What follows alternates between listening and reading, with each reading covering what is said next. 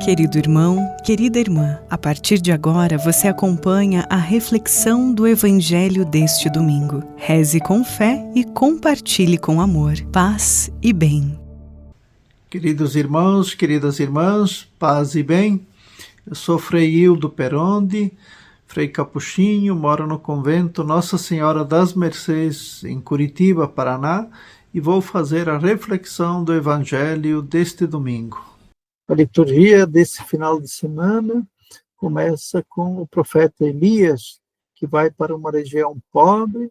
Lá ele encontra uma pobre viúva também, que está junto com seu filho, esperando a morte chegar. O profeta Elias pede para a viúva que lhe dê de comer, e a viúva diz: eu não tenho mais nada a oferecer. E Elias insiste com ela. E, milagrosamente, acontece, então, essa multiplicação do alimento, de modo que, dia após dia, a viúva conseguia dar alimento ao profeta, mas ela também e o seu filho, né, se mantinham vivos, no meio daquela seca, difícil situação em que viviam. O Salmo responsorial também faz referência justamente às viúvas, e diz que o nosso Deus é o Deus defensor das viúvas, dos pobres, das categorias mais marginalizadas. Nós, olhando, né, para o Deuteronômio, para a lei que Deus deu para o povo, nós encontramos a famosa tríade social, que são os estrangeiros, e os órfãos e as viúvas, as três categorias mais vulneráveis que existiam na sociedade. E por isso a lei procurava proteger essas três categorias. E no livro do Deuteronômio nós encontramos 11 vezes, né, que aparecem os estrangeiros, o órfão e a viúva, sempre juntos, os três, fora tantos outros lugares em que a lei procurava proteger esses três grupos, né, que eram pessoas frágeis, fracas, e por isso que Deus se revela como Ele mesmo, né, o protetor das categorias mais pobres da sociedade. E é isso também que nós vamos encontrar também no Evangelho. O Evangelho deste domingo, né, é tirado de Marcos, capítulo 12, versículo 38 a 44. E ele é dividido em duas partes, mas que no fundo formam um todo. E as viúvas fazem parte dos dois grupos. Na primeira parte, diz que Jesus estava diante do templo em Jerusalém e ensinava, né, uma grande multidão. Então Jesus foi, né, a Jerusalém, onde era a sede do poder religioso e político, né, concentrado no templo em Jerusalém. Né, o templo em Jerusalém, que devia ser a casa de Deus, a casa da salvação, né, e Jesus encontra lá um covil de ladrão, uma casa de comércio, e, portanto, Jesus age profeticamente. No texto de hoje, Jesus, né, denuncia, então, um grupo importante, que são os doutores da lei. E Jesus diz, né, tomai cuidado com os doutores da lei. Portanto, justamente de pessoas que, a princípio, né, as pessoas deveriam se aproximar e tê-los como em consideração, Jesus recomenda, né, que as pessoas tomem cuidado. E diz por quê? Eles gostam de andar com roupas vistosas, de serem cumprimentados nas praças públicas, né, gostam das primeiras cadeiras nas sinagogas e dos melhores lugares nos banquetes. Parece uma contradição quando a própria lei de Deus pedia, né, que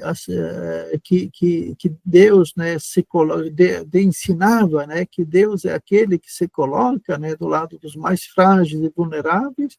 Esses que eram os conhecedores da lei, né, eles de certa forma afastam, né, os povos, principalmente os mais pobres. Então eles gostam de andar bem vestidos, eles gostam de ser cumprimentados, eles gostam dos primeiros lugares. E Jesus, então, critica a sua ação, justamente porque são eles que deveriam ensinar a verdadeira lei ao povo, e não o legalismo, como eles faziam. era justamente através do uso da lei que se excluíam os pobres, os doentes, né, as categorias mais frágeis. E Jesus faz mais uma crítica dura, diz: eles devoram as casas das viúvas. Esse texto nós temos uma certa dificuldade para entender, mas segundo, né, o costume da época, né, quando a mulher perdia o marido, então, para evitar que a terra e os bens, né, acabassem em mão de estrangeiros, a mulher poderia casar com um homem estrangeiro e, com isso, então, terras de Israel passariam na mão de estrangeiro. Então, se faziam todas as maracutaias de forma que a mulher perdesse a terra e perdesse, inclusive, a casa, né? Ora, justamente a mulher que havia perdido já o seu marido, o seu patrimônio, ela perdia também a casa, que é a sua única segurança. E justamente quem fazia tudo isso, que dava um amparo, depois se apresentavam diante de Deus fazendo longas orações. Então, Jesus, com isso, condena a atitude desses doutores da lei, porque deveriam ser eles que ensinassem, né, o povo a verdadeira lei de Deus. Ao contrário, eles acusavam o povo. Nós temos uma passagem, né, que está no Evangelho, que eles dizem, né, esse povinho que não conhece a lei são os malditos. Portanto, além de serem pobres, marginalizados, explorados pelo sistema, ainda eram condenados por não conhecerem a lei. Ora, como iriam conhecer a lei se aqueles que eram conhecedores da lei, os doutores da lei, não ensinavam ao povo? Era como se eles tivessem se apoderado das chaves, tivessem fechado a porta e levado a chave embora, de modo que o povo não conhecesse a verdadeira lei de Deus e o verdadeiro rosto de Deus. Por isso a condenação de Jesus é forte e Jesus conclui, né? Por isso eles receberão a pior condenação, ou seja, contra eles, né, o juízo será sem misericórdia da parte de Deus, justamente porque eles agem sem misericórdia. A segunda parte, né, do Evangelho, ela começa no versículo 41. Então, Jesus novamente está sentado diante do templo, e justamente no templo de Jerusalém, onde só os judeus podiam entrar, havia o pátio externo, onde qualquer pessoa poderia chegar, inclusive os estrangeiros. E nesse lugar havia uma fila de longos cofres, aonde as pessoas depositavam as suas ofertas. Então, quando uma pessoa chegava, informava quanto que era o valor que ela ia oferecer, e havia uma pessoa diante de cada cofre que dizia em alta voz: fulano de tal, que veio de tal cidade, doou tanto para o templo de Jerusalém. E aí, então, as mulheres, as moedas escorriam, né, pelos cofres, fazendo um barulho de forma que todos ficassem o que admirados. Quanto maior a oferta, mais barulho fazia. Né? E Jesus olha tudo isso, né, como os ricos depositavam essas moedas. E Jesus percebe que chegou uma outra mulher, uma mulher pobre, e ela não se dirigiu para esses cofres, mas sim para o último. No último cofre era o cofre dos pobres, e ali não havia nenhuma pessoa pedindo quanto que era a oferta, né, e nem fazia barulho. Né, e a mulher deposita 2 moedinhas que não valiam quase nada. Né, e aí, silenciosamente, a mulher faz a sua oferta. Então, Jesus, olhando para isso, chama os discípulos e diz: em verdade eu vos digo, essa pobre viúva deu mais do que todos os outros que ofereceram as suas esmolas. Todos deram do que tinham de sobra, enquanto que ela, na sua pobreza, ofereceu tudo aquilo que possuía para viver.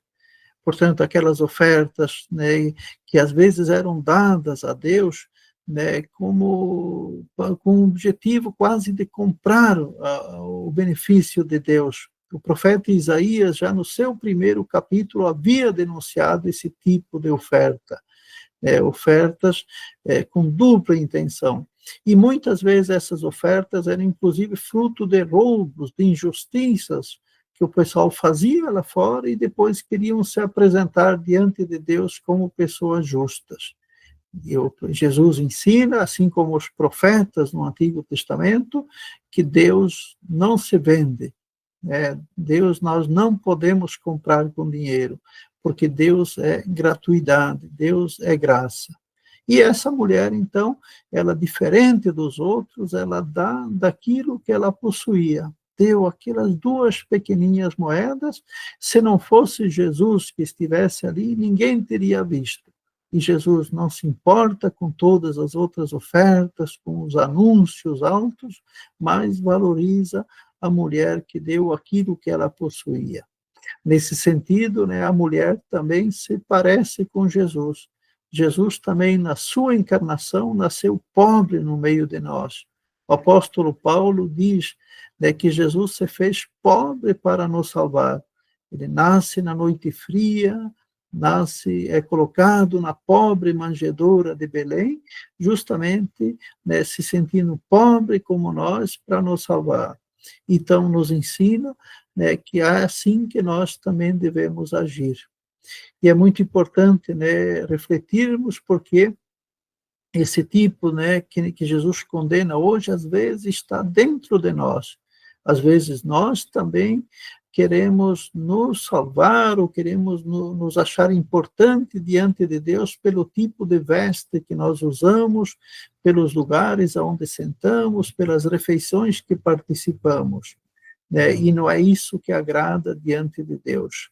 Deus é gratuidade, Deus é graça, Deus não se pode comprar e Deus não se deixa vender. Então, que o exemplo da viúva, que Jesus imita e age da mesma forma, nos sirva também para nós.